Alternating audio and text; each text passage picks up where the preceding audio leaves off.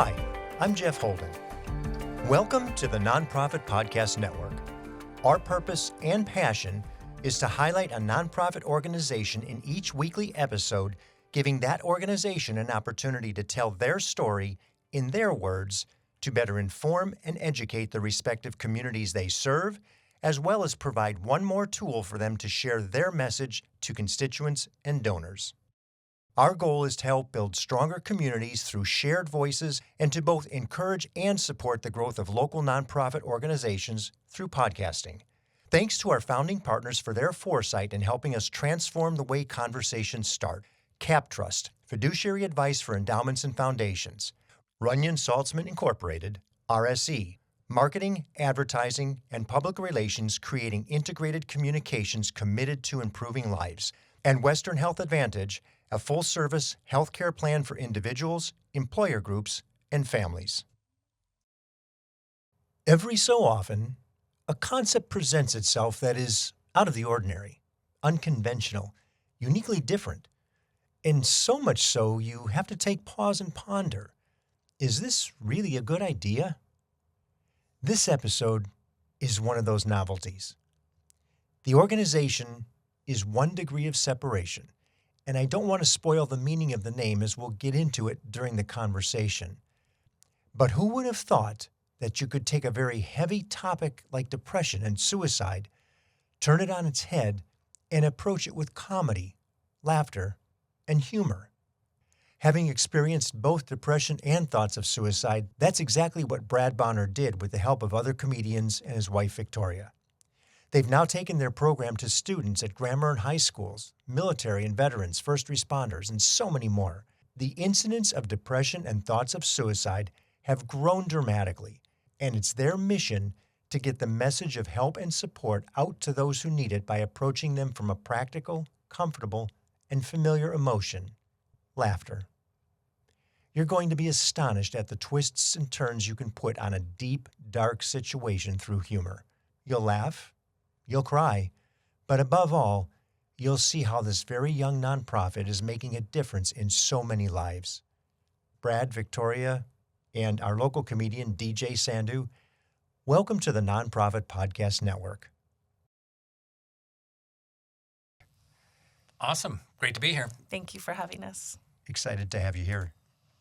You are certainly going to be the most unique group I've ever had in the studio.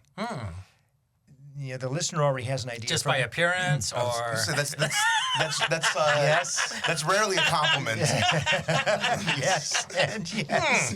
I don't know if I should be flattered or offended. Right. The listener already has an idea of what we're going to be talking about, but they're probably thinking the same thing when I first shared it. You know, how is it that you came to the realization that you're going to apply humor to such a heavy topic? And not to mention one in reality that's about as far from funny as most people would think. yeah. You know, a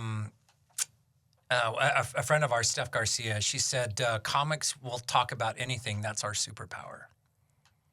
And I had a 5150 almost 7 years ago. September will be 7 years. Which, if you don't know, that's an album Van Halen put out in 1986. Or unless you're a country music fan, it's a Dirk Bentley song. But I'd never talked about my depression. I was 54 at the time, and a couple months later, I found 5150. Yeah, literally go ahead and explain because most people don't know. 5150 is a 72-hour hold in a mental facility, usually against your will for being suicidal, either a potential harm to yourself or others.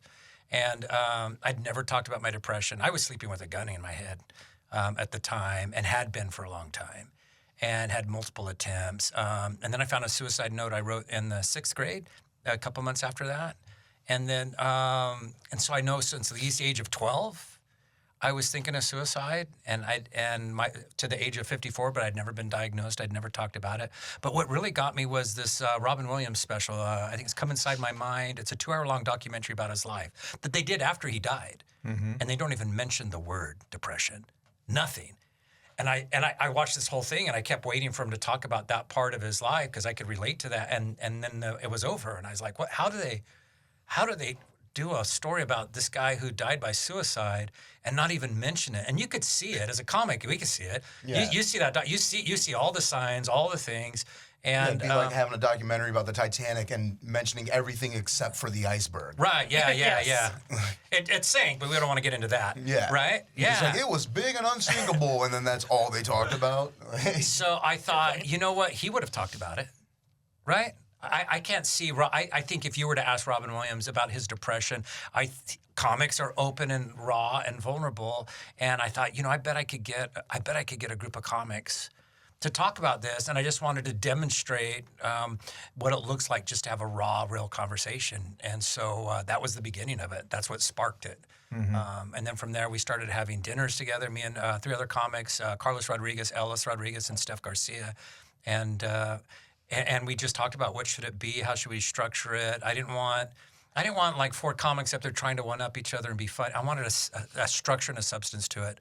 And so I interviewed doctors, psychiatrists, psychologists. I go, what would you want to see talked about if you had 4 people on stage who have no boundaries? Right? What are the things that are so taboo, or what are your pet peeves? And from all these interviews, we came up with 5 questions that we use.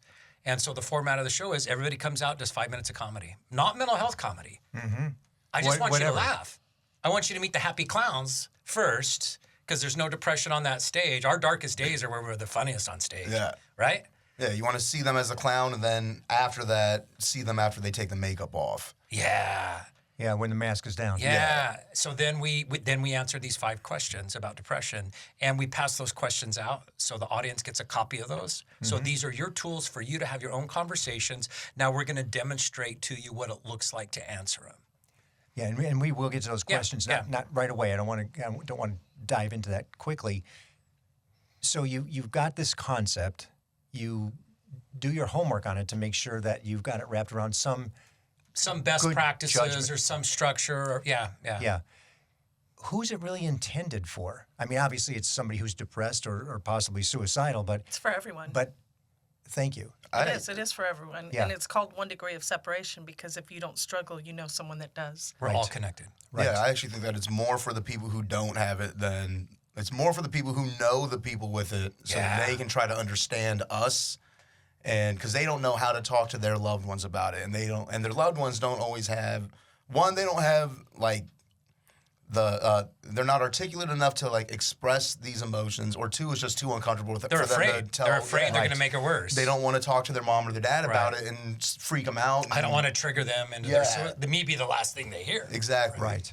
Yeah, and it is. It's interesting because we're looking at the audience, and what I see is people who struggle with depression shaking their heads in acknowledgement. You can tell the ones that have the depression because they're the ones that are smiling. They're like, yeah. They're like, oh, I know this show. I've watched this before. And But don't look at me. Don't look at me. Yeah. That's not me. I'm okay. I'm But the here. other people are just like, The other people are like, oh wow, I didn't realize, I didn't know. yeah. Yeah, tell about the lady that walked out of the show. Remember at Laughs, we did a show. Smashley's mom. She gets up. It was at Laughs Unlimited for first responders, and I see a mother walk out. And So the performance is the we did our training show at okay. They Laughs know Unlimited. they're coming too. They know what it is, So- and she so they're came there there. with her daughter, who's probably in her 30s, maybe. Yeah. Got it. God, And that would be horrible thinking that you're going to an actual comedy show when you actually. no, they knew it was like, 1 degree oh, of no. separation. Surprise! They knew what they were coming for, but the comics' answers are so real and raw. And so one of the questions is, what do others do that makes it worse? It is the second question. And the 4 comics are giving their answers. What happened was she was doing those things to her daughter. And so she gets up and leaves, and she's crying and sobbing. And I go outside, and I said, Mama, what's going on? Are you okay? And she's sobbing, and she says, I do all those things. And I thought I was helping her. People have the best intentions. Right. And it's like, well, but you don't know for sure. You have to have that conversation with your daughter, because those are their answers. You need to have a conversation to see what your daughter's answers are. Yeah. And she did come back in, but it's like that every show, people are recognizing and going, "Oh, Yeah. I do that." I learned how to talk to my wife today. I learned how to talk to my husband who's in law enforcement today. We were in Reno a couple of weeks ago for it was a tri-regional Rotary conference, and we were the keynote speakers. And it was an afternoon presentation, and then that night there was a dinner banquet, and this guy he was Scottish actually. We're both wearing kilts. I've never hugged a man wearing a skirt at the same time. It was my first mutual, skirt hugging. And he would not let go. Oh, of this my guy husband. he said, "You changed my life today," and I was like, "Oh, come on!" And he goes, "I've never known how to talk to my daughter, and I called her today." After and your it was show. life-changing, our conversation between it. And then he just grabs me and he's sobbing and he won't let go. And it's just like, it's just very real. He learned that day how to talk. Mm-hmm. You sure it wasn't the kilt? Could have been. He may just have, was like, "That's a nice looking kilt. I got a kilt. Let's hug. Let's hug. I'm a Scottish brother. Freedom." And I would imagine you get a lot of that. Every A lot show. of it. Which you think superficially, oh, this is just humor. They're breaking down some barriers. But Yeah. you literally are engaging people in spaces that they've unable to go to, if not for themselves, for the one that they're impacted by or that they're trying to It's not just impact. an awareness. It's not just a cute idea to have comedians. This is real training. You leave with a skill and a comfort to have conversations you didn't have before you got there. We just signed a 2-year contract with the California Prison Industry Authority, and we are their suicide prevention training for all their new employees statewide. Congratulations. So every month we do training at Folsom up on the grounds, and because their HR director saw that this is so much better than what we do now. We do a slideshow, PowerPoint, statistics, and numbers, but with yours, they leave with real skills and a capacity and ability to have a conversation. Mm-hmm. And you started this in 2019. Yes. Which is a bit precarious, knowing that not even a year into this, you're in COVID and lockdown. That hurt. Right. Yeah. Our first show was January 10th, 2019. Oh, jeez. Yeah. And we were just getting momentum. In fact, we did our first high school show a week before COVID hit. Literally the Monday before the country closed. We were in South Dakota. And we were kind of laughing, looking at people with masks in the airport. like we hadn't even heard about There were like all 2 of or it 3 yet. We're couples like, wearing what is masks on the going plane. We're on? like, "Look at them." Yeah. Man, we're getting some great material just 2 weeks going later, on our 2 first weeks later, show. we're all wearing them. Right? And then we get home and the whole country shut down. Yeah. Yeah. Where do you find your most prolific impact? You mentioned prisons. I mean, you're traveling. You're doing. I can't put a. I don't know, because we do 6th graders. That's kind of our age limit. We recommend 12 and older. Because Okay. like I found a suicide note. I know that I was struggling at age 12. Yeah, you said 6th grade. So that's usually where we start at. When we do schools, we tell them middle school and older, or 6th grade and older, because that's the age. And we have kids come up to us afterwards. But we do it's funny. We did a show for the Army in New Orleans last year, and they had a media affairs officer interview me and the other 3 comics. It's always for comedians, and we use local comics when we travel. So she goes, "So you do this for 6th graders?" I go, "Yeah." She goes, "So how do you change it? You're doing the Army today, so how are you going to change it up?" I go, "Yeah, we don't really." The comedy, we always keep it clean, but it'll be more adult. We can do a little darker humor, not crude, but darker with that. I go, but More than the fart jokes for the 6th graders. kids with fart jokes and squeaky Yeah. toy, and we do real short sets with the kids. I go, but when we do the panel and we answer the questions, that it doesn't matter what the group is. It doesn't matter. Is it you're able to hold a 6th grader's attention? Yeah. Through Every the, school we've done Oak Ridge 3 years in a row. We've done Folsom Middle multiple School, around Silverado here, Middle and School. I feel like it's easier to keep a kid's attention than an adult's attention. Sometimes. I think much more, especially with a heavy topic. Yeah. Because adults will try to run away from it as much as they can, but kids are like, they want to learn. Kids are way stronger than adults are. Yeah. Like, they're very resilient humans, and they're nowhere near as fragile as we think they are. Like, you can have a very direct conversation. The more direct you are with a child, the better that conversation is going to go. And we try to like fluff it up as much as we can. Right. And that doesn't work at all, because then they're just thinking about the fluff. And they're not thinking about the actual information that they needed to get. And the comment we get from teachers when they see our assemblies when we do schools is like, these kids leaned forward and listened to you through the whole thing. That's what they I'm weren't on their surprised by. cell phones. They weren't whispering to one another. They sit forward and listen, because they know this. Is we say, hey, Yeah. you guys, 30% of you, statistically, if you're in high school or in school, 30% of you have struggled with mental health issues this year. That means that many of you, this is real for you. Yeah. If you're not one of those, well, then you're a friend of You're one a of those friend of, right. people. Yeah. So, And the fact that we do comedy first, we had a guy, Doug Richens. He runs a company called Gray Space, and they do mental health, recovery. And we hooked up with him on LinkedIn, and we did a Zoom call. He goes, "So you guys just do comedy first?" I go, "Yeah." I go, "For the schools, everybody does 3-minute sets. We do 5-minute sets for grown-ups, and because we have a little more time." And he goes, "And then you do these 5 questions." I go, "Yeah." He goes, "Do you have any idea what's happening neurologically to your audience?" He goes, "I studied neurological responses at Stanford." He said, "I want to do a seminar for you and your team about what's happening to the brain of your audience." He goes, "You get a kid with ADD to laugh for the first 15 minutes, they will not have ADD for a couple of hours after that. Really? You literally have produced serotonin and dopamine, and you have changed their brain chemistry. They are more receptive to take in information. They will make wiser decisions, whether it's kids or adults, all of them. You've literally doped your audience to now listen to a serious subject. Just by And the then simple introduction By the of laughter first, yeah. And then each one of those questions we go over is a different part of the brain. They all access a different part of the brain. And you told them, of course, that's why we structured it this way, right? Exactly, because that's how smart I am. Yeah. We knew that. Wait till you see our charts, You think you got a chart. There's just so many things about it that, like, we're open to change and adjust, and we're always doing seminars. And like I had somebody send me it was specifically for media, like for movies, television, about best practices for dealing with anything with suicide, things to say, not to say. And every one of these things I go through just reaffirms there's nothing that's out of line with what we're doing. Lived experience. We don't lecture. We don't do Q&A at the end of our show because we don't give advice. Right. Right? We're not up there because we got depression figured out. Look at DJ. You think he's got depression figured out? No. We're up there because we'll talk about it. Like Steph said, that's our superpower. And so that's what we bring to the table is we teach you how to talk about it. And then we have resources there. Yeah. It's like, we're going to teach you how to talk about it. So now you do. So there's absolutely. We bring in third the help. party counselor of some We sort. have counselors. Right. The school counselors are available. NAMI. When we did an event at Sierra College a couple of weeks ago. We had over 12 tables there. From everything from NAMI to AA was there to dog therapy to Art therapy, therapists, local therapists, community yeah. therapists and counselors, and we just tell everyone, come and show the community that you're here because we're going to teach them how to talk, but then they're going to need someone to talk to. We're going to teach you how to talk, but don't talk to us. Yeah, we're just here to facilitate. Yes. But they do talk to us. I mean, usually at a regular comedy show, watching my husband on stage, they'll get people coming up and, can I get a selfie? You were awesome. See you later. And they're gone. 15 minutes or so, the whole place is empty. But at One Degree, we stick around hours. Sometimes it takes us 2 hours to get out of the room after we're done. And there's people coming up, and there's just this feeling as watching my husband, men coming up and saying, thank you. Thank you. I talked to my wife. I didn't know how.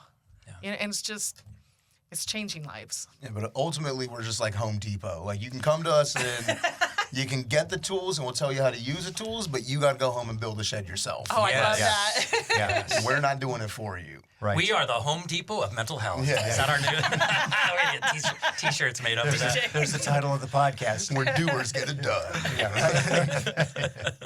That's on a different aisle. I don't know. That's not my department. How many people are involved in the organization itself? The structure of it, there's 4 or 5 of us. We just brought on a new person onto our board, but we've had over 70 different comedians do the show. Oh, that's because amazing. when we travel, we use local comics, and I always try and bring new comics in, even here locally. At Sierra College, Cole Black, Cole. Yeah. Cole he came to our show in January at Laughs Unlimited, and he goes, I think I need this.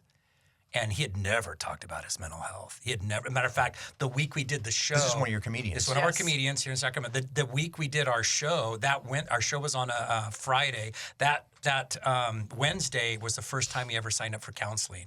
Because at work, they had all these tables set up, and they had donuts.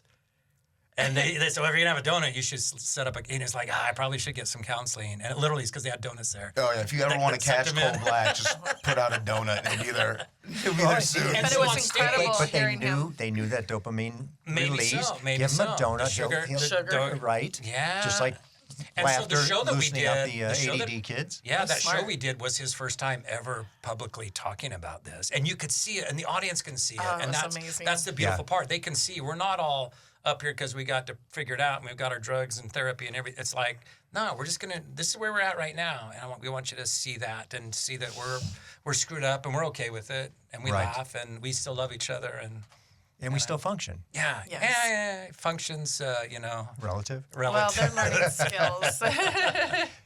How about funding? How do you get funded? It sounds like it would be a fee for service. They hire you or contract you. Most of the time. But that's hard because we have, and that's why we're a pretty new nonprofit. I mean, last year was our first fiscal year of being a 501c3, and we've gotten some donations, like our Sierra College event. We had somebody. She said, "Hey, I want to make a donation to a nonprofit, but I want to know where the money's going to go. Is it going to go in a big pot of money and just get lost in it?" I go, "You're lucky. We don't have a pot of money." Yeah. I go, "But here's what we charge to do a local event, and I don't know what you want to donate, but this is kind of our fee. And if you donated that, then we could do a free community event." And so she That's said, "I what we think I want to did. do that." And so we contacted Sierra College, and they let us use their theater. They promoted through the college, and we did this free community event because of this donor who made that happen. But usually, like schools have the funds set aside for assemblies. You know, when we do the military, they have money for training. The prison industry, they have budget for training. But we haven't figured out how to raise money yet. And what that does for us is it gives us the ability for groups that don't have the money.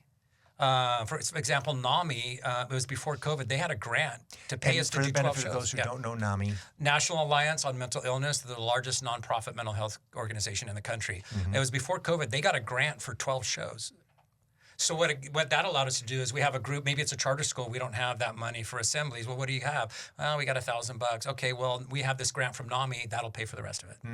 So we don't ever want money to be a reason not to do it. And so we've been able to find a few sponsors. Sierra Health and Wellness is sponsoring an event for Cal Voices that we're doing in June. And so, it's been a hustle to try and figure out how can And we we're make it so work. new as a nonprofit. I mean, we've been going to class trainings just this week. We spent 3.5 hours for the training of nonprofits. That's like 20 ADD hours. And it Yes. was just there's so much, and most of the nonprofits were well advanced and established, so this was like normal talk to them, and I'm And going, we're like, what does wait, that what's even that mean? acronym? Well, we They need a definitely- committee. Right. It's just me and you, babe. How do we get a know. committee? Yeah. Yeah. So we're learning when we're and done we're with growing. the program, we're going to be able to help you before you get out of here. We have some great resources that will help align. Dangle that carrot, huh? Yeah, right. Where were Only you? if you Where make were it you a month ago when we needed you? But only if we make it to the end of the show. Yeah, We for just real. had, just today we had a meeting with We the did VA. with the VA, Veterans and they want to VA, they yeah. want us to put on a show for them, but Sure. They don't have so money we're looking for us for for sponsors to help Yeah. us do that for the vets. that. Right. But we don't. The grants. And I know all there's that's- tons Yeah, of mental health yeah. money out there. We haven't figured out how to get to it. And you will. Yeah. And you will, because what you're doing is so unique and so necessary. And the impact of what you're doing, I can only imagine you go to school, kid gets 6th, 7th, 8th grade or whatever it is, they come home, what are they going to talk about for like 3 days? Yeah. Whereas in so many other situations, it's in as opposed to it's incoming. The service is incoming. This service is actually outgoing. That's going to be professed so many times about, look what it did for me. Look what I did. Look, I can't believe I shared this with my friend and never talk about this. Right. We did a show at Silverado Middle School in Roseville, and when we do schools, we charge them a rate for the day. We'll do up to 4 assemblies, and this is our rate if we do 1 or 2 or 4. But we always encourage them to do an evening event where parents can come. So because parents don't know how to talk to their kids about it, Right. And so it's just as much for the parents as the kids. And so that evening we see the principal go, so what was the after effect at the school? He said every group of kids I walked past for the rest of the day, they were talking about the assembly. And he goes, the shocker was the school jock. The most popular kid at the school, this 8th grader that everybody loves, he goes, he broke down to his teacher and said, that's me, I don't want to live. And he goes, nobody would have guessed that kid. He was like, I would have never thought of him for being. And Right. so that's the after Right. effect is the kids, because we hear over and over again, nobody knew their best friend, their parents. I saw them the day before. Nobody had any idea. It's literally the ones who are so afraid or don't know how to talk about it at all tend to be the higher risk. So. We're going to take a quick break to give the people who make this program possible an opportunity to share their messages, and we'll get right back to the conversation with our guests from 1 Degree of Separation. I was in the media business for over 35 years and had the great privilege of working with Runyon Saltzman, RSE, Marketing, Advertising, and Public Relations. We collaborated on many different campaigns, but their commitment to the nonprofit sector hasn't changed since their founder, Gene Runyon, started the agency. Over many years and many campaigns, Runyon Saltzman has been committed to improving lives by tackling California's most challenging issues. Guided by research-informed strategies and insightful, creative solutions, RSE develops innovative communications campaigns that raise awareness, educate, and reduce stigma in diverse communities throughout our state and beyond. To learn more about RSE, visit rs-e.com. Hello, this is Scott Thomas with Cap Trust in our Sacramento office. I specialize in working with local nonprofits and associations. Annually, we survey private and public nonprofit organizations across the country to better understand challenges they see in today's environment. In our more recent survey, we heard concerns about proper board governance, mission-aligned investment, and how to implement alternative investments. If you would like a copy of the survey or to discuss your organization, look me up, Scott Thomas at captrust.com. I'm thrilled to have Western Health Advantage partnering with us as they do so much to support so many nonprofit agencies in our community. As a truly local health plan, you'll find individual and family options, employer options, plans for CalPERS and Medicare Advantage. From medical services to pharmacy, health and wellness support, as well as behavioral health care, Western Health Advantage has a plan that fits what you need. As an employer, for profit or nonprofit business, individual or family, you can find more at westernhealth.com. Now, let's get back to this most compelling conversation of aligning comedy and depression with Brad Bonner and company. The incidence of depression to suicide, and I don't mean like the quote-unquote success rate of it, Right. but it is the precursor. And the magnitude of that depression and the duration of it, and the longer it goes, the worse it gets. The worse it gets, the more likely you are to start thinking suicidal thoughts. Do you see amongst any groups differences? Let's say it's those sixth graders versus the first responders versus military. I mean, what do you see in the various groups that you deal with? Is there something that you say honestly, the the thing I think that's been surprising, because every culture feels like their culture doesn't talk about it, right? Yeah. In your family, but what happened? We've heard this phrase so many times. I never realized white people had the same depression as us.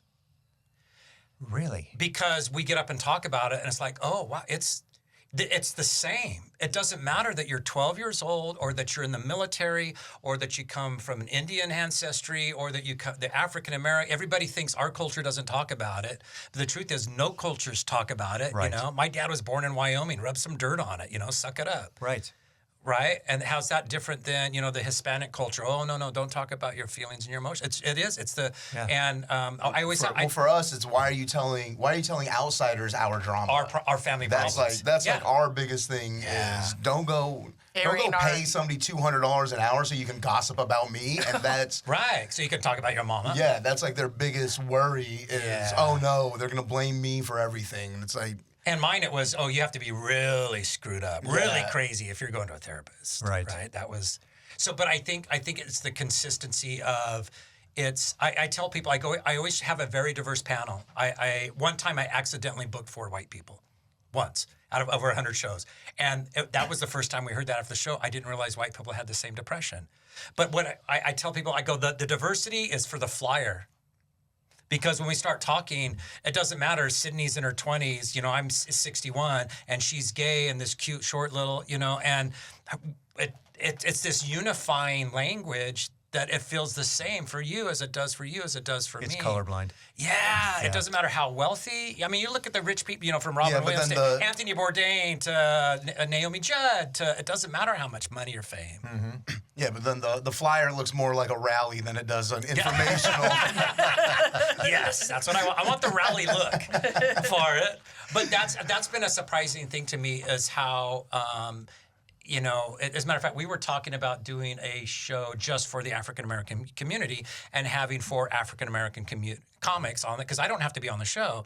But the more we do this, the more I don't think that that's a good idea. I think there needs somebody to show that it's the same. Yeah. And I don't think that that's a good idea to have the panel that's all that, because I think they know that they're not alone. it's the same Your thing. culture's Same with not alone. when you're doing Yeah. stand up. If it's a crowd of all white people and I do a black joke, it will get no laughs. Right.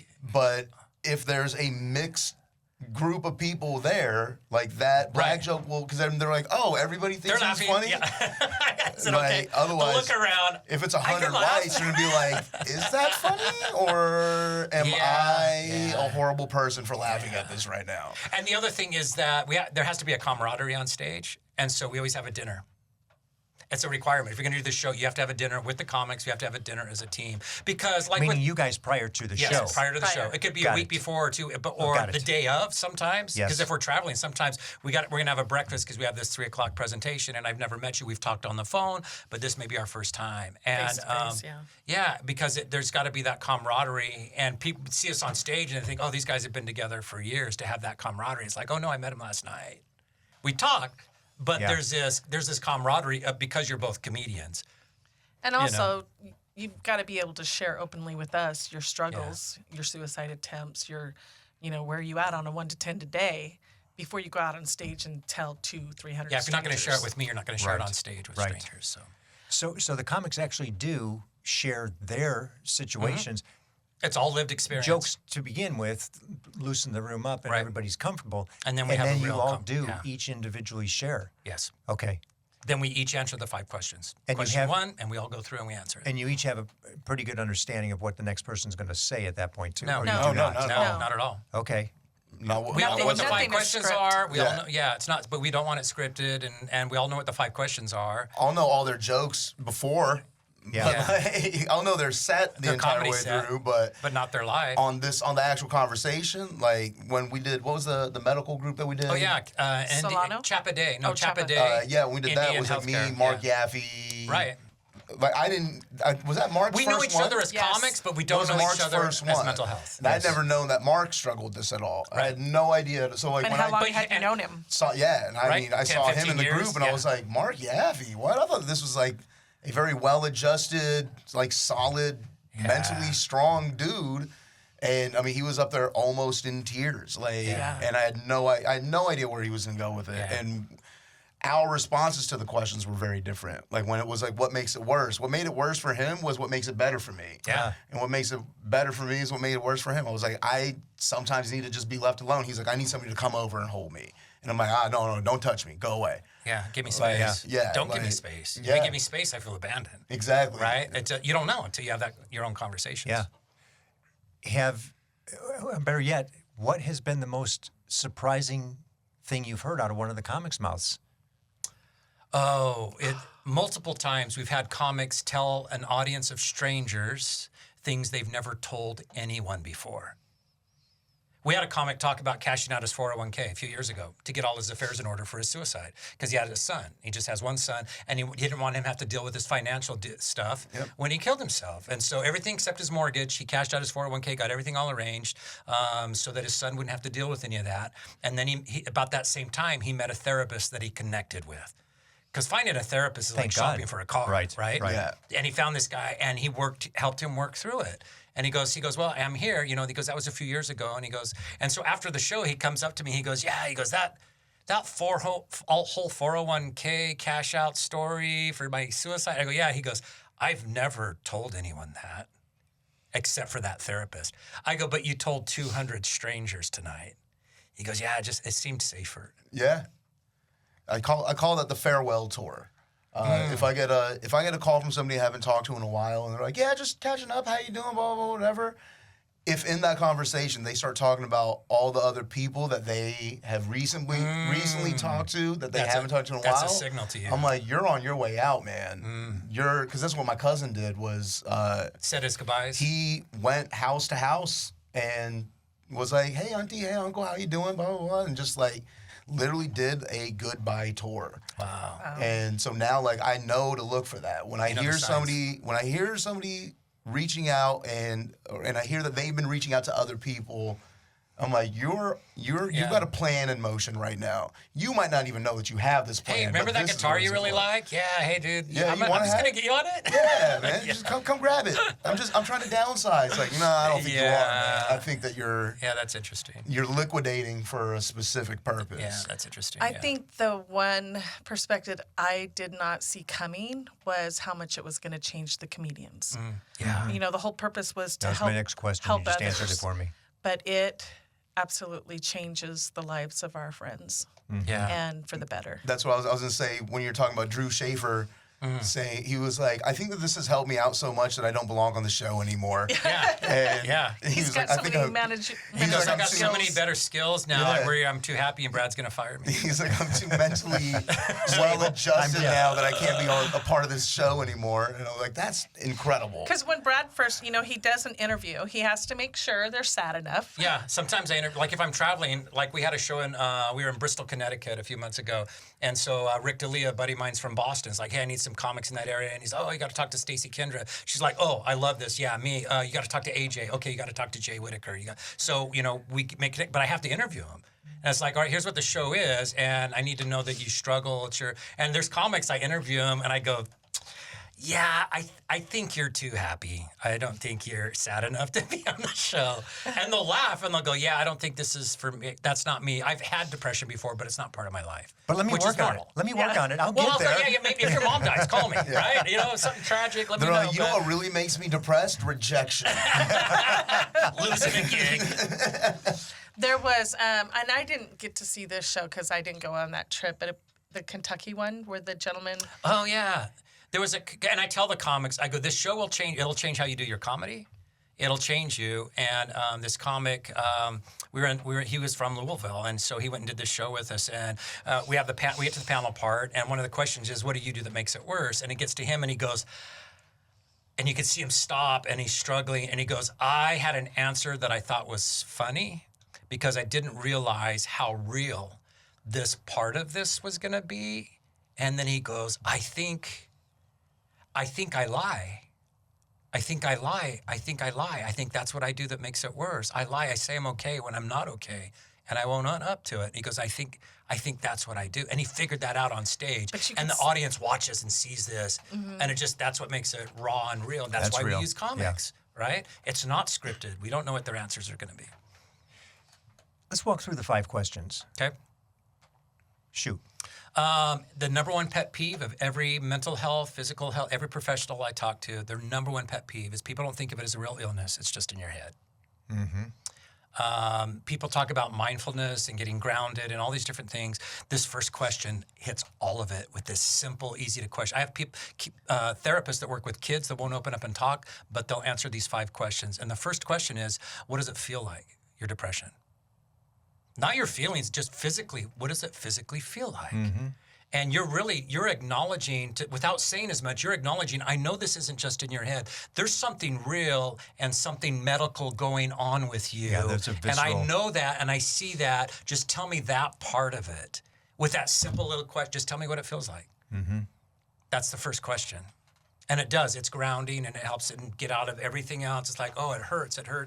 Mine feels almost like indigestion. I get a foggy head. I can feel pressure when my depression's real bad. I feel pressure on my forehead. It doesn't hurt, not like a head, but I could feel almost like an altitude change or something behind my forehead. And there's a physical, the lethargy that I can sleep for days and just never feel rested and have absolutely no energy, like a flu almost. What about you, DJ? Mine is there's a specific part of my brain that I can feel like it feels like a cramp, and it feels like it's kind of twisting, like it's pulling on, like as it's twisting, it's pulling the top and the bottom like closer together, and it's the same spot every time, and every now and again it'll be like over here, but usually it's like directly in the middle on the back, and then sleep. It doesn't matter how much I sleep, I'm still exhausted. Like when I'm there, like In the deep roots of it? there's no amount of nutrients or sunlight or exercise. There's nothing that will just get me out. Like there's definitely things that'll make it worse, which Yeah, We'll get to which that was on the in a other second. question. Yeah, but But the one thing that's mostly common with all of them is the exhaustion. exhaustion. And there was something that I think Sydney said one of the last shows. She goes, "Yeah, my parents always called me lazy." Yeah. And there were so many people going, "Yes, That's what it looks like. Yeah. that's what it looks like." But that's not what's going. I'm not purposely just not getting up to do. It's like I'm trying not so, to kill myself today. I'm so That's what I'm heavily working weighed on. down Yeah. physically that I can't Right. function. Yeah. And yeah. Number 2. What do others do that makes it worse? Oh, here we go. Mom walked out. Yeah, right? It's what do others do? And it's such a great vent. Oh, I'll tell you that. You want? Oh, yeah, I can do that, right? And it's different for everybody. It's like DJ was talking. Some people, it's when you leave me alone because I'm not being funny. You know, my ex-wife used to say, "Nobody wants to see you like this. Go somewhere else until you're not like this anymore." Nobody wants to see you if you're not going to be the happy clown and be the life, then just go somewhere else. And that dismissiveness, you know, for me, that was a big one. A lot of church guilt. You know, if you pray, you can pray this away. If you love Jesus more, you wouldn't have depression, right? Oh, you must not be reading your scriptures. You must not be saying your prayers. That's why you have this. Not that I have a chemical imbalance in my brain, you know. That's so that's the second question, which is that venting. Yeah. Yeah. Number 3. What do others do that makes it better? So that's that gratitude. So we start to see You have to something. acknowledge Absolutely. that you need people. Yeah, you've now pivoted into the positive side. Yeah, yeah. We need each other. So what do others do that helps you? And it's different. It's like, you know, one of the things that helped a lot. A friend of mine who's a doctor, he's one of the people I interviewed extensively. He writes, he's in South Dakota, which is always in the top 5 for suicides. Wyoming, South Dakota, North Dakota, Alaska, they like take turns for the number 1 position. And so he writes a lot of scripts for depression meds. And it was kind of routine for him until his son spent a month in an inpatient facility for a suicide attempt. And he goes, it changed his whole perspective. And he says, what I noticed is if I ask somebody, do you struggle with depression? They will always lie. They will lie, say, no, I don't have depression. If I ask them specifically, do you ever think of hurting yourself? Yeah, I do sometimes. Oh, do you have a plan? Yeah, I kind of know how I do it. Are you making steps towards that plan? Are you? And he goes, so if I ask specific questions, I get real answers instead of this broad, you struggle with depression. So with my wife and I, what we've figured out is I will still lie. If she asks me, are you struggling with depression today? I'll still say, oh, no, I'm I'm fine. And that's that when he says I'm fine, that's my Trigger, red you know. flag. I didn't ask the right question. Yeah. All right, where are you on 1 to 10, babe? Okay. And for some reason, I will give an honest answer to that. I'm at a 5. I'm right in the middle. So I'm not doing great, but I'm not that bad. And we've talked about if I'm a 5 or lower, if you're a little sick, you only need a little medicine. If you're really sick, you need more medicine. So if I'm a 5 or lower, you know, it may be, you know, do you need some space? What was it, Drew? Drew saw a TikTok. He goes, do you need space? Do you want to talk about it? Or or distraction. distraction. Which with those lower numbers, those are good options. And like sometimes do you need a motorcycle ride? You need some wind therapy? And I'll go, but I've learned to have to put time limits on it, right? Like if I take off on my motorcycle and I come back like at 3 or 4 days later, she's pissed. So, I used to do that. I did. I would leave my Leave me for wallet. I would days. leave my phone. I would leave my dog. Oh, you would leave everything? And I would leave Yes. everything. And I'd say, yeah, I'm done with everything. and I would leave. know if he's coming back or And I'd come if back he's in a couple alive. days. Right. Then he would just go see a tree in Utah. Yes. Oh, no, he'd go and look over the bridge to Sometimes, decide if he yeah. really wanted Yeah. to jump. But yeah, there's my tree out in the desert too. Yeah. Yeah. Yeah. So Number that's 4. Number 4. All right, then what do you do that makes it worse? And that's a recovery, self-inventory, checking in. Okay, admitting. Yeah, all right. If I isolate too much, or if I'm on my phone Accountability. too much, if I lie and say I'm fine when I'm not, if I don't reach out to my friends, or if I drink too much, or drugs, or it's everybody has their own answers, but it's that self-inventory to recognize, when I compare myself too much. For me, it's when I listen to the voices. It's like that you're worthless, you're no good. The sooner you're gone, the better this world is. It's like, oh, really? Tell me more. Tell me more. Oh, that's all you got? Come on. Right. Nobody can beat me up like I can. You can say Right. whatever mean things you want. I could do way, way better because I know what'll really hurt. And so for me, that's what I do that makes it worse. What do you do, DJ? What makes yours depression worse? There's a lot. I've gotten much better about recognizing when a wave is coming. So when I know that it's coming, I know that it's going to come regardless. Can you feel it for a couple days coming on? I can feel it yeah, like same here. it'll be like it'll be like 3 or 4 days in that I'll be like, oh, I've been behaving a little different. Yeah. I'm like, oh, this is what's happening. And then I'll be like, all right, can't go to the bar. I need to go to the gym. I'm going to drink some water. I'm going to eat some salad. No fried chicken or barbecue for a little bit. And going to try to keep it a little quieter. I'm going to stay in. Yeah. I won't watch. Well, I guess this is going into what makes it better, but Yeah. it's kind of hard to have They're the same. those The opposites of like I'll watch comedies, and I'll specifically watch comedies that I've seen before, because along with depression usually comes anxiety, and not knowing what's going to happen next amps up your anxiety. So just rewatching Family Guy, where there's no real plot, like there's no actual plot, and there's it's just silliness. You can just tune in and out and come back, whatever, and it doesn't matter. You didn't miss the plot line. But then if it's Game of Thrones, you're like, oh no, what happened? I gotta go back 2 episodes. Oh my god! And every episode leaves you on this massive cliffhanger that makes you need to watch the next one, which is all anchored in anxiety. So I won't take in any new information that I don't know where this is going to go, and I specifically seek things that like people sat down to try to make you happy instead. Yeah, so that's interesting. I'll avoid anything that is going to worsen like the ancillary symptoms. Right, that's going to amp it up. That's going to make it a little worse. But one thing that I do, like if I start comparing myself to others, even if I start comparing myself to myself, thinking this is where I thought I was going to be, this is where I was supposed to be by now, I'm not there. Like, I'm not in with these cruise ships. I'm never going to be there. Yeah, I'm never going to make it. My buddy got it when he was 27, and I'm about to be 40. And, like, once I start comparing what I have and other people have and what I don't have that everybody else does have, that starts bringing me down. And so as soon as I start feeling it happen, I'm like, all right, not going to be looking at Instagram, because that's where Brad is going to be announcing his upcoming tour. Right. And then I'm going to get jealous, and it's going to make me feel bad about myself. So I'll stay off any kind of social makes media. it worse. Anything that's going to bring me Make any comparison. There's a phrase in recovery that comparison is the killer of joy. It's thief of joy. Yeah, it's a thief of joy. Comparison is the thief of joy. I was going to say that, but and it's so true. Yeah. It's so true. And this question really is my favorite, because you can't get any help, really, until you look at yourself. Yeah. You can't, there's nowhere to go until you acknowledge your own part. You own it, that I do contribute to my own health. Yeah. And so that's one of my favorite questions, because once that light bulb goes off, like, hey, I can have some control. I can stay away from things that I know that makes it worse. Yeah. And then that brings us to the fifth one, which we What do you do that makes it better? Teed up what makes it better. Yeah, we talk about therapy. Some comics have done it. We have a comic, Kevin Davis. He calls himself the Marine of Comedy, and he's never been in therapy. And a matter of fact, he had a VA appointment a month or so ago, and they asked him, "Do you do any therapy?" He goes, "Yep, 1 degree of separation. Only therapy I've ever done, and it's been life changing for me." And so. What do we do that makes it better is talking about it, it's therapy, it's for some it's medications. For me, it was medications for a season.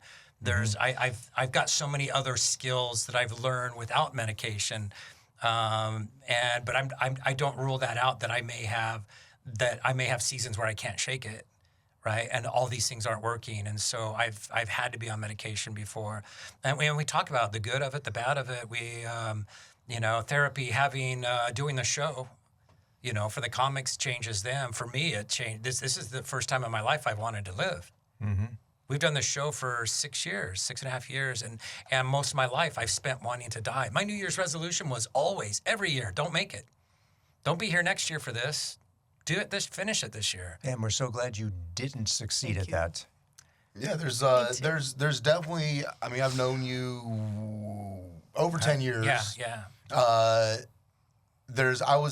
When I sent you that photo of me, you, and Peabody on stage. Yeah. I was looking at your face, and I was like, there's no life in your eyes. I was like, you're smiling, and the three of us got the top 3 spot for World Series of Comedy. Yeah. And me, I have the top spot, just to.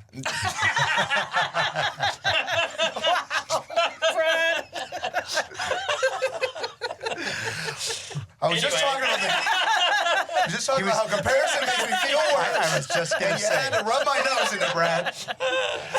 But like I was looking at that photo and I was like, there's like this really? since you started doing this is the first time that I've seen like an actual shine.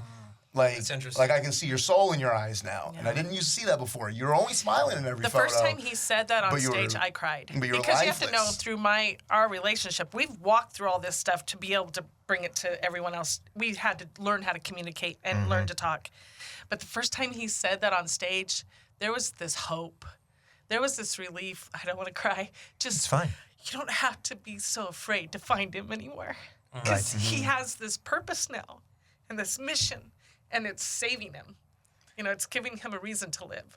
Well, so- and he's giving back. You're giving back. It gives the comics. It does. well, It that- changes the gift- that. I think the that's gift the of most giving. common response to that answer is like for me, what I do that makes it better is I do things for others. Like Yep. Service. Like, oh, you need help moving? Yeah, I'll be right over there. Like it can Yep. be something as little as that. But then for comics, like now my closing bit is about my suicide attempt, and which you wouldn't think is going to be funny, and then at the end there's just this massive punchline.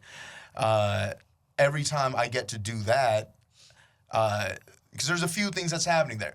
One, I'm telling people that's helping them identify, and they're like, I like this guy, and he struggles too. yeah, Yep. and they're Yep. like, oh wow, he just did 45 minutes of all this goofy, ignorant stuff, and now here's like a 5-minute chunk of like actual humanity. And then every time there's somebody coming out saying like, the first time I did it, that's where I knew I was onto something because I was doing a show in Galt and nobody was paying attention to us. And then I was like, you know what? Yeah, let's start talking about this. Why not? I have no idea where I'm going with it, but I feel like killing myself right now, so let's talk about that. And then at the end of the show, this guy came up to me and he was like, that little piece you just did was incredible. He's like, I just lost my son 3 weeks ago, and I didn't understand him, and thank you, you really helped me. And I was like, oh, this actually matters. Yeah. So And now, more people are connected than you realize. yeah, Right. and more people are willing to go down this path at a show with you than you thought. Because you made it Yes. safe to talk about it. Because you Yeah, really right. thought Yeah, that if I right. start talking about something so real at a comedy show, it's going to turn like my Yelp reviews are going to plummet. Right. And it's the opposite that's We happening. came here to laugh, not think about our emotions. Yeah. Right. And But now- you Well- disarmed them back to your Yeah, very beginning of right. the class or the course, you know, Yeah. in front of the kids or the Get them to laugh first. But there's a military few other rights. things that's happening, like just like in your brain when that's happening. Because one, like you're saying it, so now you're feeling that. You're also hearing it as you're saying it. Yeah. You know what I mean? And then when they're reacting, you can see what's happening. So like you're activating a few different parts of your brain, and every time I get to do that bit, like it brings me a little. Because also like I'm one thing that I do that makes it worse is trying to be happy. I've stopped Fake that. it, yeah. I have given up on the goal of happiness, and this is a big problem with like with such an overly capitalist society is every time you're watching TV, like they're trying to sell you happiness. Yeah. Take That's this all they're pill, trying to wear do these is sell- clothes, yeah. drink this drink, Drive Buy this this car. ice cream, get this car, Yeah. move, like go to vacation at this Yeah. place. Like it's all selling you happiness. And I finally came to the realization that like your brain doesn't want to be happy. It doesn't want to be sad. It wants to be neutral. That's where it's going to make good sound decisions. If you're walking through the brush in the Serengeti and you're happy, you're distracted. You're not going to hear a lion coming behind you. Like you can't be on either side Yeah. of the spectrum. That's why your brain sends an A and B reaction. When you win the lottery, you start crying. This is the happiest thing that can happen. When you're about to say I do to your significant other and you start crying, like this is the happiest moment in your life. Why are you crying? That's not, but your brain is like, yo, dude, you're kind of getting off the charts. We need to bring you right back down to neutral because that's not healthy. Happiness You isn't. can't sustain. You Yeah, can't sustain. that's why every drug emulates a happiness neurotransmitter. Some component of it. Yeah. Yeah, like everything, like heroin and cocaine and all that stuff. Like they all emulate serotonin and dopamine. They trick your brain into thinking that it is dopamine and serotonin, and then what happens once that cocaine leaves your system? Yeah. And now you crash. Same like any kind of drug will have that. I mean, alcohol, like Yeah. it's going to come with this horrible crash. So happiness has the same thing. Happiness is freaking exhausting. Like if you, like on the best day of your life, you are exhausted the next day. So I'm just trying to be neutral. And that's one thing that I've To maintain. done to make things better is whenever I do that bit, whenever I close a show with that bit, it reminds me to just try to get back to neutral. And the longer I go without doing comedy, the longer I go without giving that message to other people, and the higher my chances of hitting a low are going to be. So it just helps me flatline. Keep a gig on the books. Yeah. Yep. And what's Yep. interesting is we've had over 70 different comedians on our shows and multiple times, right? And what is, he's on the spectrum. I can't think of his name. Diego. Diego. I was about Ocho. to, Ocho. We renamed him Ocho Diego. You know, he had 2 of his toes amputated. oh, really? Yeah, I like didn't the know week that. before So our we show, call him on Ocho our Diego show. now. What? Why do you He have had diabetes. And so he Jeez, I had didn't know it 2. was that bad. And right before he gets up, Brad goes, I have a new name for you. Ladies and gentlemen, welcome, Ocho Diego. Ocho. He's like, I love that. But one of his things, you really have to sit down and think these questions through. They're not just something that come.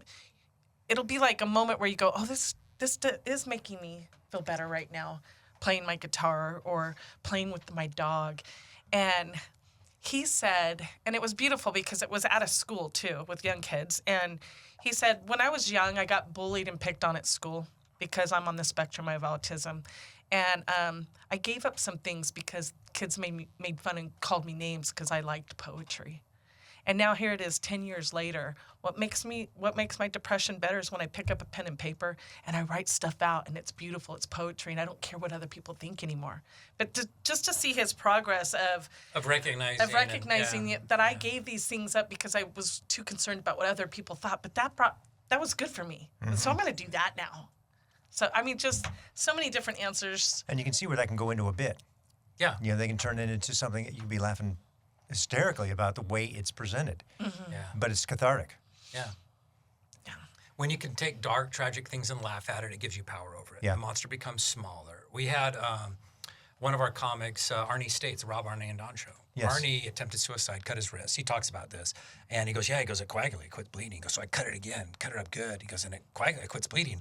I go, that's why you use a warm bathtub. He goes, well, I know that now. Yeah. Right? So they did a wellness check, sheriff come in. So he ends up in the mental hospital. He's all bandaged up, and his dad comes in. It's him and his dad and the psychiatrist. And he's embarrassed and ashamed. And his dad says, so what happened? He goes, I cut it. He goes, it clogs, it quits bleeding, it coagulates. He goes, so I cut it again. He goes, it coagulates, it'll quit bleeding. And his dad goes, well, damn it, son, I've got blood thinners. If you would have just asked me. And he said, we started laughing. He said the psychiatrist looked at us like, what the hell's the matter with you two? He goes, we laughed so hard. He goes, and I swear to God, he goes, I swear on my life, that was the moment I knew I was going to be okay. That was the moment when I knew, oh, okay, I'm going to get through this because I laughed. I used comedy and laughed. What did we learn today? Traumedy. Trauma and comedy. Traumedy. That was, we met with this gal that works with the VA. That's what she calls it, traumedy. I go, oh, that's a great. Yeah, the way I've always looked at it is like, if you start making fun of your bully stops picking on you as much. Right. Like they're gonna go to somebody who's not gonna fight back. Especially if he's on your shoulder. Yeah. Yes. Yeah, Yes. yeah, for sure. Yeah, so making fun of it just we're very good at making light of a heavy situation. Like It's our superpower. My best, oh my God, Kristen Frisk's celebration of life, that was probably the funniest show I've ever been to. Like, we were all just out there cracking jokes And for the whole everybody's time. benefit, this is somebody who passed. One of our and comics. You're talking about literally the celebration of life where you all got up and spoke. Yeah. Well, just At a like comedy out club. on the patio and just like inside the showroom, like that's like the way that we all deal with It's the With hurt coping. and pain. with trauma is Yeah. through comedy. And like I'm in the front talking to Ellis, and I was like, dude, if you come to my funeral and you don't get at least one booking, you're not a real comic. And everybody's like, ah. I was like, I'm gonna be over there like, it's just so sad what happened to Brad, but I heard May 17th is available, huh? There's an opening on the calendar. Just saying, it's what Brad would have wanted.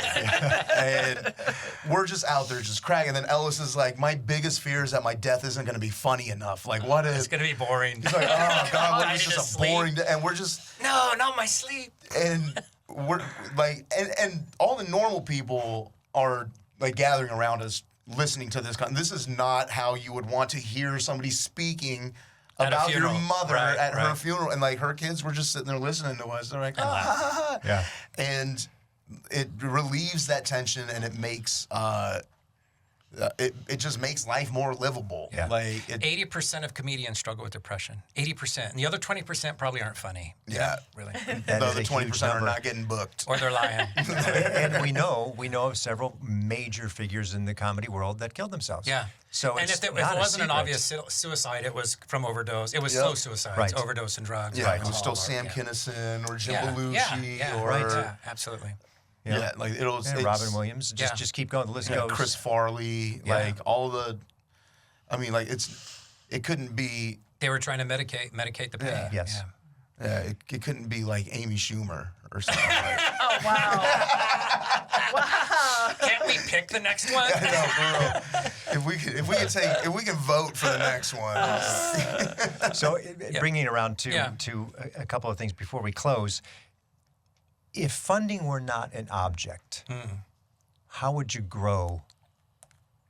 So The my nonprofit. big picture, my big dream before we did our first show, we've done over 100. Before we ever did our first show, my dream is to have teams of comics that do this.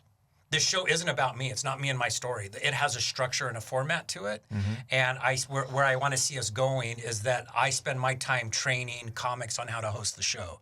So that we have a training program where I take DJ. All right, DJ, this is a demographic or a group, whether it's school. We have like Drew has worked as a school teacher. Aurora's worked as a school teacher. They're great in the schools. So let's build a team of comics that just do schools. Let's have a team of comics that just does military.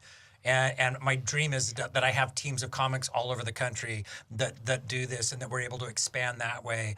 We have people that don't have money to have us, and this is all my wife. This is all we do. We have no other income than doing this event. And what fundraising or what funds would do is we can do it for every group everywhere. We can take a school district and say we're going to do all of your middle and high schools in your school district during the month of September or August, and be able to have an impact on an entire community. Inner city kids. communities.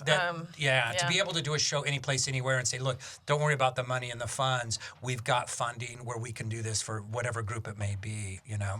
Because it comes down, we're just saving lives by getting them to talk. If you could get someone to open up and talk, you saved a life.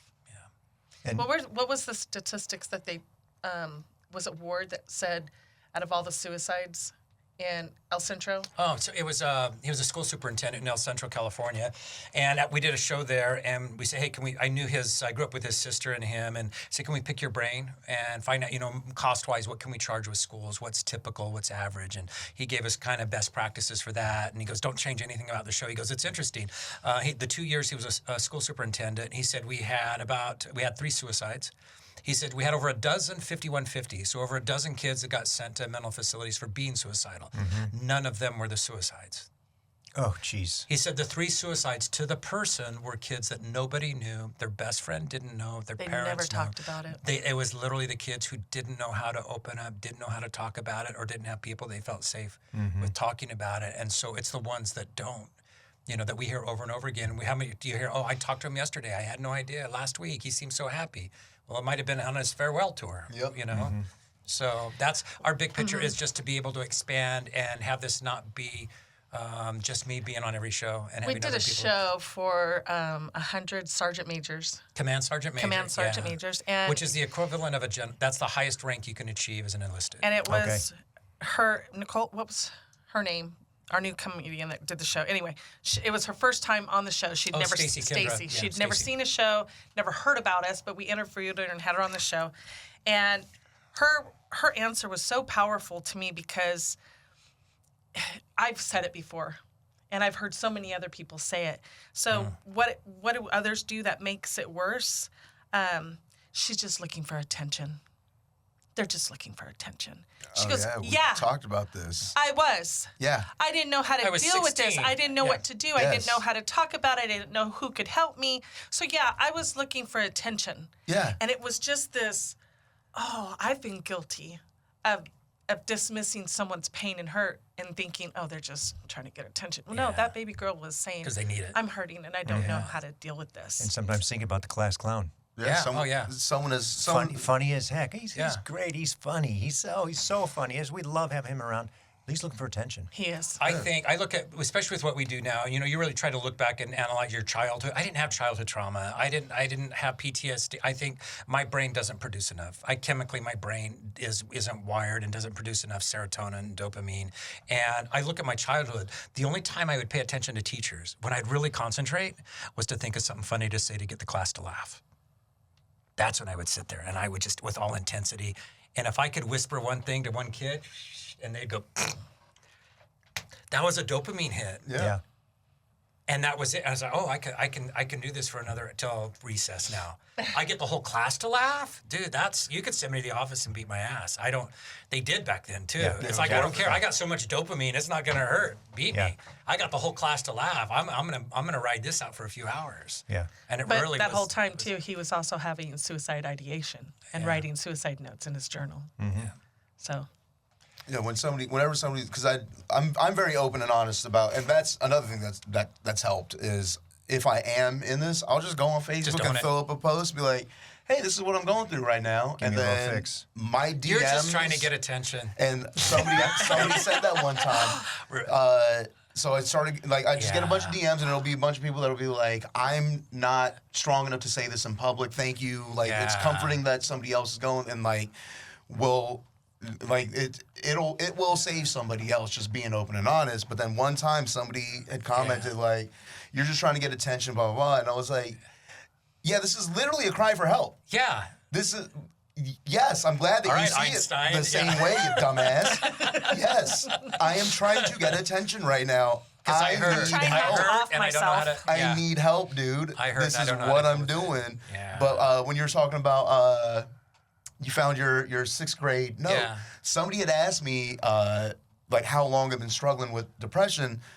And I'm like thinking back, I'm like, yeah, I remember like in my teens, but like that's everybody. Like that's just puberty. And then I was like, oh wait, when I was in like 5th, 6th grade, all of my cousins and my brother and sister, they all called me Eeyore, who was the depressed one on Winnie the Pooh. Oh, okay. And that was my nickname. wow. And I was like, oh damn, I was a child, man. And then I thought about it further, and I was like, oh, I actually had the umbilical cord wrapped around my neck when I was born. I was like, dude, I've been trying to hang myself since I was in the womb. DJ. I came out this way. I was negative 3 months on my first attempt, man. Yeah, Like, kicking the doctor. No, I'm almost there. I was like, oh man, this has been literally my whole life. Is that in your Wow. jokes? No, I never put it on stage. You were I just- seeing 2 tunnels at the same time. Yeah, for real. I was gonna share But this. there was a bright light in there somewhere Bright too. line one. I was about to share this episode with my mother. I think up until that point, I'm like, never mind. I don't think my mom needs to see this now. And I made the whole hour without cussing once too. I don't know which light to go to. So on that note, what I do Yeah. want to ask you, best way to get in touch with the organization? Our website, the number one degree of separation.life. So the numeral 1. Number 1, degree of Degree of separation. separation. Life, and that gives all our contact, my phone number, email. You can message us on there. If you forget, if you just do a Google search, comedy, suicide prevention, we pop to the top. There's not That's great, there's though. not a lot of people That's in that great. space. So Yeah. yeah, it really does pops us right up. And then DG, is there a place where people can go and get your work? Yeah, just Instagram or TikTok or whatever social medias. It's DJ Sandu20. That's DJ SANDHU20. Okay. And Brad, do you have anything up? I do. I've got a dry bar comedy special that's got over 20 million views. And so if you just type in my name, Brad Bonner, Bonar, or Brad Bonner Jr. on YouTube, anything else, it'll pop them up and send you to dry bar. I always tell people, if you're having a bad day and you just really need to laugh, go watch them, because laughter changes your brain. It'll change your mood. It'll change your day. Just sit down and Watch Brad with the squeaky toy. He'll make you laugh. I'm looking forward to that one too because I haven't seen it yet. Well, we know humor can cure so many ills, and then we've been told laughter is the best medicine. What you guys are doing, I think, is just amazing, and it's so unique. It's so unique. I'm happy to be here. I hope I can help. I hope I can facilitate, integrate you with some of the other organizations that we work with, Yeah. from a collaborative standpoint, because we work with mental health organizations that come through and do a podcast or just mental wellness as part of an overall campaign, or schools. So Thank you. I'm thinking now we've got to integrate you in so many of these others. Absolutely. And I know you're certainly willing. You just don't know yet. Yeah. Yeah. The novelty of what you're babies. doing. We're Right. nonprofit babies. Right. And I'm so glad I met you at that Impact Foundry event. Absolutely. So thank you guys Thank for, you, for Impact what you're Foundry, doing. for putting us all together. That's right. And DJ, thank you for being here. Victoria, thank you. Thank you. I hope you enjoyed the episode. If what you heard moved you, please reach out to that organization and do what you can to help. If you like and appreciate what we're doing to support local nonprofits, please give us a positive review, subscribe, and share. If you're a nonprofit with an interest in participating in an episode, you can reach me at jeff@hearmenowstudio.com. If you have a need for the services or products our sponsors offer, please reach out to them. CapTrust, fiduciary advice for endowments and foundations. Runyon Saltzman Incorporated, RSE, marketing, advertising, and public relations, creating integrated communications committed to improving lives. And Western Health Advantage, a full-service healthcare plan for individuals, employer groups, and families. The Nonprofit Podcast Network is a production of, is recorded at, and edited by Hear Me Now Studio.